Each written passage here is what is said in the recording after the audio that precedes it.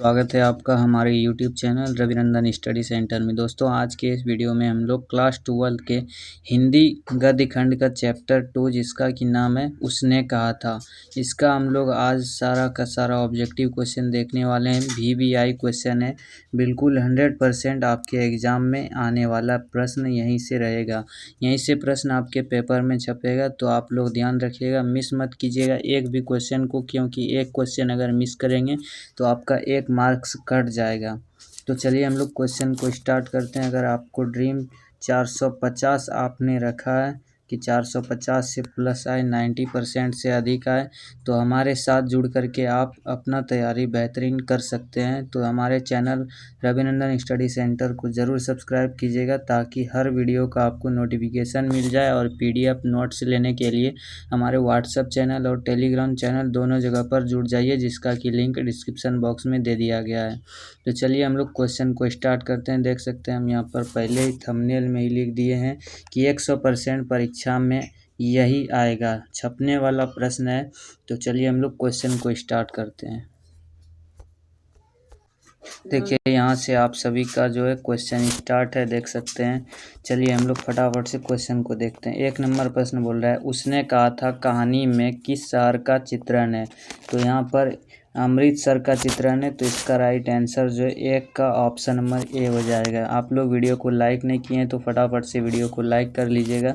दूसरा नंबर प्रश्न है, देखिए यहाँ पर बोल रहा है दूसरा नंबर, लहना सिंह के गाँव का क्या नाम था। तो आप सभी लोगों को याद रखना है, लहना सिंह के गांव का नाम था मांझे। ऑप्शन नंबर इसका बी बिल्कुल करेक्ट आंसर हो जाएगा। चलिए तीसरा नंबर प्रश्न यहाँ पर देख सकते हैं क्या बोल रहा है कि लहना सिंह किस पद पर था, यानी कि उसने कहा था कहानी में लहना सिंह किस पद पर था। तो यहाँ पर तीसरा का जो है राइट आंसर जो है ऑप्शन नंबर सी हो जाएगा। चलिए अगला प्रश्न हम लोग फटाफट से देखते हैं क्या बोल रहा है। चौथा नंबर प्रश्न है, देखिए लहना सिंह की मृत्यु किसकी गोद में हुई थी। तो अंत में लहना सिंह की मृत्यु जो है वो वजीरा सिंह की गोद में हुई थी। तो इसका 4 का जो है right answer option number B हो जाएगा। बिल्कुल यही सब प्रश्न आएगा। अगर आप लोग चैप्टर 1 का वीडियो नहीं देखे हैं तो चैप्टर 1 का वीडियो भी चैनल में डाला हुआ है, आप लोग या फिर डिस्क्रिप्शन बॉक्स में लिंक दे दिया गया है, आप लोग ज़रूर देख लीजिएगा। चलिए यहाँ पर 5 नंबर प्रश्न है, पलूटन का विदूषक कौन था। तो 5 का राइट आंसर जो है ऑप्शन नंबर आप सभी लोगों को ध्यान में रखना है, पलूटन का विदूषक था वजीरा सिंह। चलिए अगला प्रश्न 6ठा नंबर देखिए यहाँ पर बोल रहा है कि सूबेदार हजारा सिंह के लड़के का नाम था। तो सूबेदार हजारा सिंह के लड़के का क्या नाम था। तो आप लोगों को कहानी में बताएं कि सूबेदार हजारा सिंह के लड़के का नाम था बोधा सिंह। याद रखिएगा, राइट आंसर 6 का ऑप्शन नंबर ए हो जाएगा। चलिए 7 नंबर प्रश्न देखिए यहाँ पर बोल रहा है। 7 नंबर प्रश्न है कि भारतीय सिपाहियों का किसके साथ संघर्ष हुआ था। तो उसने कहा था कहानी में, जैसा कि बताया गया कि भारतीय सिपाहियों का जो है मारपीट किसके साथ हुआ था। तो जर्मनी के साथ हुआ था ना। राइट आंसर जो है ऑप्शन नंबर डी हो जाएगा, जर्मनी के साथ। चलिए 8 नंबर प्रश्न यहाँ पर देखिए बोल रहा है। 8 नंबर प्रश्न है, जर्मन लेफ्टन को किसने मार गिराया। जो लेफ्टन जर्मन का था वो लहना सिंह का भेष बदल करके आया था इस सब के टीम में। तो इसको किसने मार गिराया। तो यहाँ पर 8 का राइट आंसर जो है ऑप्शन नंबर यहाँ पर देखिए लहना सिंह ने मार गिराया था। तो लेफ्टन जी का भेष बदल करके जर्मन वाला आया था और लहना सिंह ने पकड़ लिया था। तो 8 का right answer option number C हो जाएगा, लहना सिंह ने मार गिराया था। चलिए अगला प्रश्न 9 नंबर देखिए यहाँ पर बोल रहा है, इसको थोड़ा छोटा कर लेते हैं ताकि ऑप्शन सभी दिख पाए। देखिए 9 नंबर प्रश्न है, सिख राइफल्स के जमादार लहना सिंह का नंबर क्या था। तो लहना सिंह के नंबर याद रखिएगा, जैसा कि कहानी में बताया गया कि लहना सिंह का नंबर था 77। तो याद रखिएगा 9 का right answer option number A हो जाएगा। 10 नंबर यहाँ पर प्रश्न बोल रहा है, आप सभी लोगों को फटाफट से कमेंट में जवाब दीजिएगा। सरकार ने सूबेदार को ज़मीन कहाँ दी थी। तो याद रखिएगा सरकार ने सूबेदार को ज़मीन जो था वो लायपुर में दिया था। 10 का राइट आंसर जो है ऑप्शन नंबर डी हो जाएगा। देखिए यहाँ पर 11 नंबर प्रश्न आ गया है। 11 नंबर प्रश्न बोल रहा है, गुलेरी जी का जन्म हुआ था। तो गुलेरी जी का जन्म कहाँ हुआ था। तो जिसका नाम है, पूरा नाम बता देते हैं, चंद्रधर शर्मा गुलेरी का यहाँ पर जन्म पूछ रहा है। तो गुलेरी जी का नाम याद रखिएगा ऑप्शन नंबर इसका बी राइट आंसर हो जाएगा, जयपुर राजस्थान में। चलिए अगला प्रश्न है, 12 नंबर बोल रहा है कि सुखमय जीवन किसकी रचना है। तो सुखमय जीवन भी याद रखिएगा, ये चंद्रधर शर्मा गुलेरी का है, और चैप्टर 2 जो आप अभी पढ़ रहे हैं गद्यखंड में, उसने कहा था ये भी चंद्रधर शर्मा गुलेरी जी ने ही लिखा है।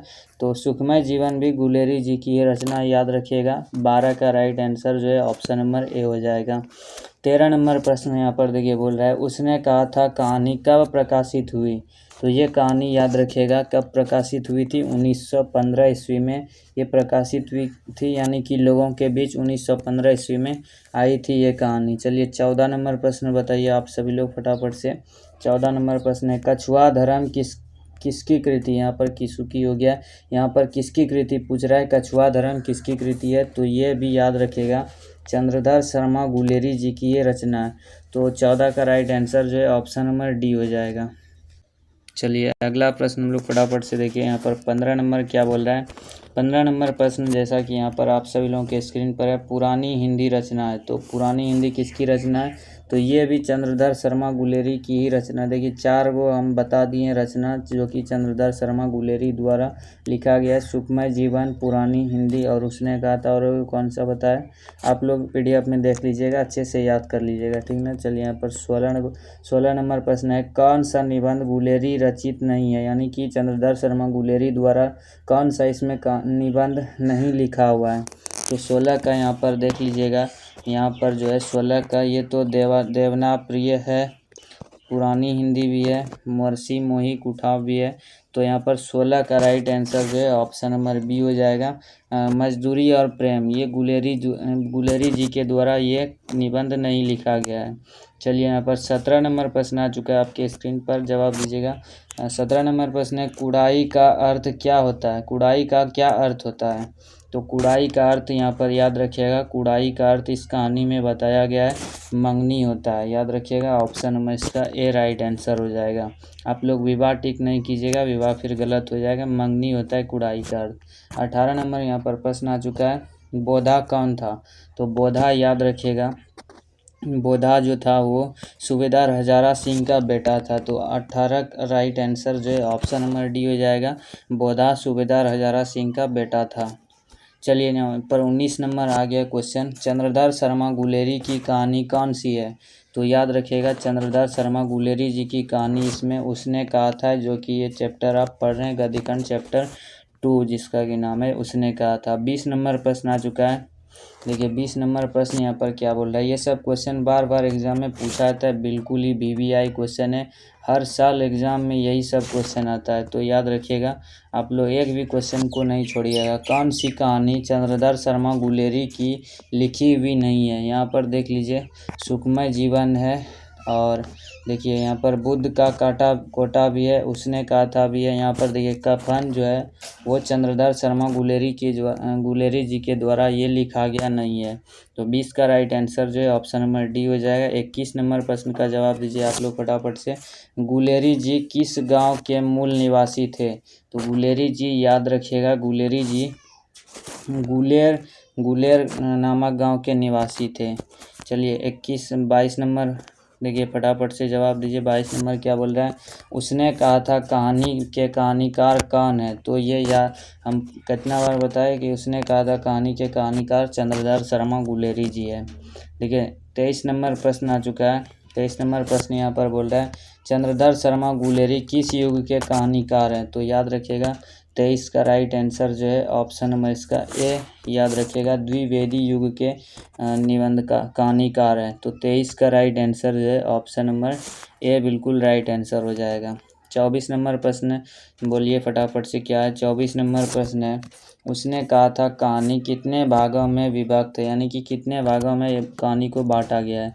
तो याद रखिएगा इसका राइट आंसर जो है ऑप्शन नंबर डी हो जाएगा। उसने कहा था कहानी को 5 भागों में बांटा गया, यानी कि 5 भागों में वर्गीकृत किया है।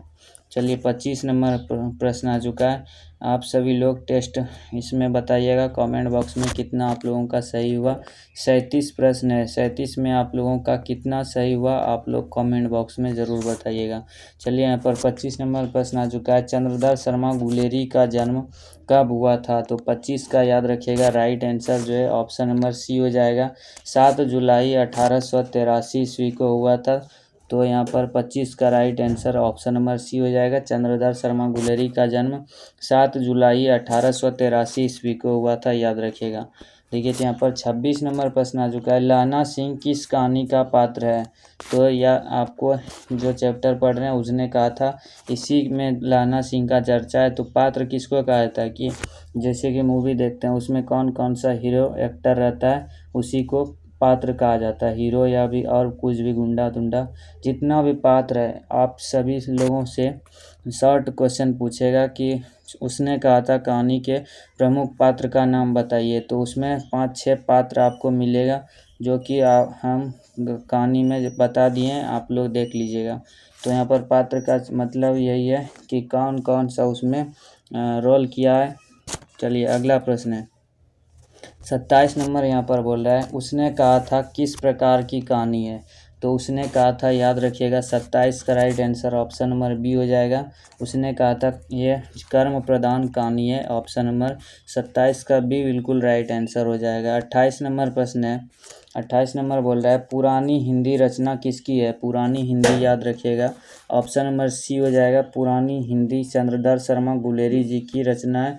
तो ऑप्शन नंबर इसका 28 का सी बिल्कुल राइट आंसर हो जाएगा। पुरानी हिंदी चंद्रधर शर्मा गुलेरी की रचना है। 29 नंबर प्रश्न है कीरत सिंह कौन था? तो कीरत सिंह याद रखिएगा 29 का right answer option number B हो जाएगा।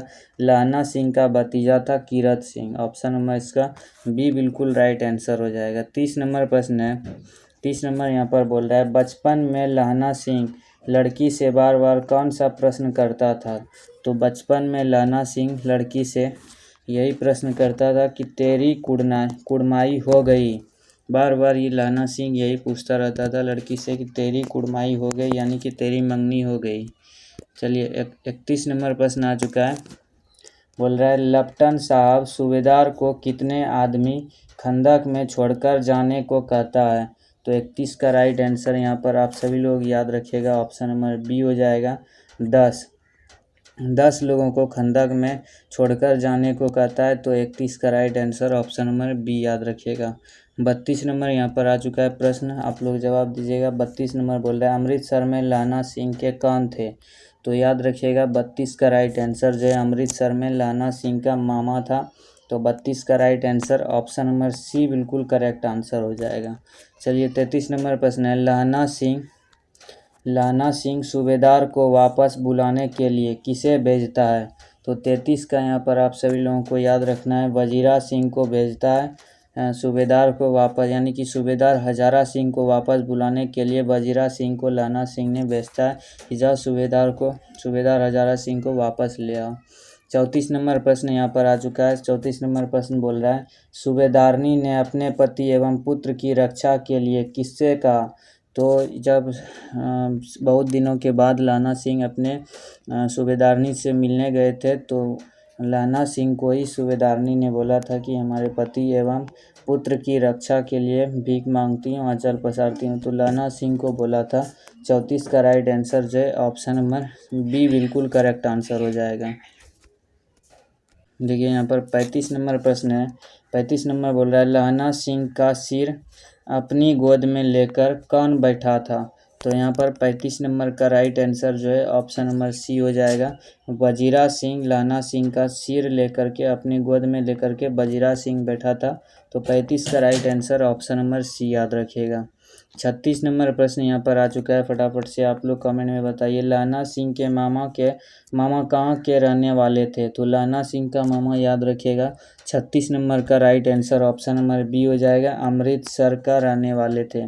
तो लहना सिंह के मामा का नाम मामा के गांव का नाम था अमृतसर। चलिए सबसे लास्ट क्वेश्चन आ चुका है और ये बहुत ही काफ़ी ज़्यादा इम्पोर्टेंट है। लास्ट में आया क्वेश्चन, ये बहुत बहुत इम्पोर्टेंट है, यानी कि VVI नहीं MVVI क्वेश्चन है, मोस्ट इम्पोर्टेंट VVI क्वेश्चन है ये। उसने कहा था किस वर्ष की रचना है, तो ये रचना 37 का राइट आंसर आप सभी लोगों को याद रखिएगा। ये रचना 1915 में 1915 ईस्वी में हुआ था और ये 1915 ईस्वी में ही लोगों के बीच ये कहानी आया था। देखिए आप सभी लोग एक मूवी भी देख लीजिएगा, यानी कि फिल्म आप लोग सर्च कीजिएगा उसने कहा था फिल्म या मूवी, आपको एक दिखा देते हैं हम कैसा स्क्रीनशॉट लेकर के दिखा देते हैं। आप लोग कितना 1.5 घंटा का लैमसम है, 1.5 घंटा का वो मूवी है, आप लोग देख लीजिएगा। उसमें सारा का सारा कहानी आप सभी लोगों को वो फिल्म ही देखेंगे तो आप सभी लोगों से ऑब्जेक्टिव और सब्जेक्टिव दोनों क्वेश्चन ही बन जाएगा। और नई मूवी देखेंगे तो हम आधा घंटा का क्लास लिए हैं, जा कर के यूट्यूब में देख लीजिएगा। आधे घंटे में ही पूरा का पूरा हम चर्चा कर दिए। वहाँ पर 1.5 घंटा देने जाइएगा, हम आधा घंटा में ही पूरा अच्छे तरीके से उसका वर्णन कर दिए हैं। तो आप सभी लोगों से रिक्वेस्ट है इस वीडियो को ज़्यादा से ज़्यादा दोस्तों के पास शेयर कीजिए ताकि उनका भी हेल्प हो जाए और वो भी एग्ज़ाम में बेहतरीन अंक ला सके। तो चलिए मिलते हैं हम नेक्स्ट वीडियो में, तब तक के लिए जय हिंद, धन्यवाद। लाइक ज़रूर कर दीजिएगा आप सभी लोग।